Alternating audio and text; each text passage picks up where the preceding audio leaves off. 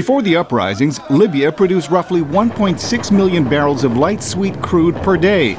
Today, the country's oil production is barely 1/4 of that.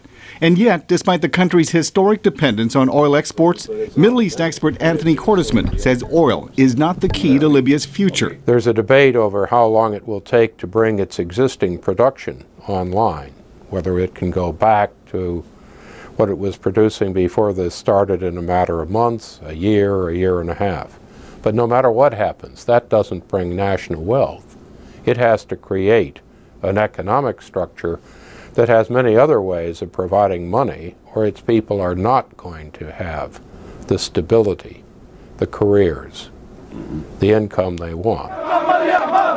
With nearly 1 in 3 Libyans out of work and a poverty rate above 30%, Cordesman says what the country needs most is cash. Cordesman says some of that will come from unlocking billions of dollars Gaddafi stashed away during his 42-year reign.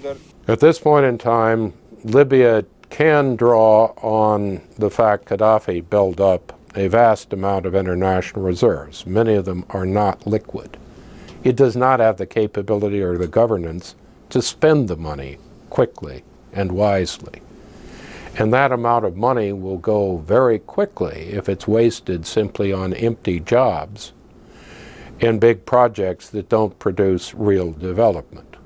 The U.S. government has promised about $40 million to help Libya secure and destroy its dangerous weapons stockpiles. But aside from playing a guiding role in Libya's transition to democracy, Cordesman says there's little the U.S. can or should do in Libya. We need to be very careful to help the Libyans help themselves as much as we can. We don't want instability in North Africa. We don't want an oil power to be permanently tied up in internal conflict. We don't want Islamic extremism to take over. But we really have to be honest about our own capabilities and particularly our own politics now. Officials from the World Bank and International Monetary Fund say they're working to help Libya assess its battered economy and improve its public finances. The IMF announced recognition last month for Libya's transitional government, paving the way for future financial assistance.